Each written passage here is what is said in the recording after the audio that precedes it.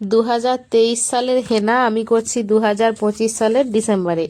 কারণ এটা আমাদের দোকানে ছিল, অনেক জিনিস চাপাচাপি হয়েছিল তো বুঝতে পারিনি এতদিন আগের বলে।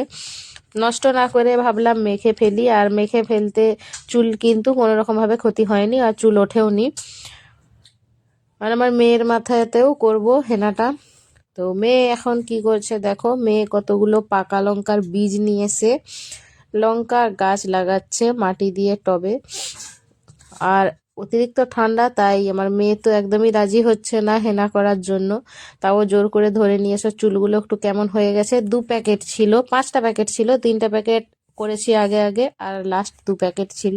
তো সেটা আমি একটা আর আমার মেয়ের মাথায় একটা দিয়ে দিয়েছি।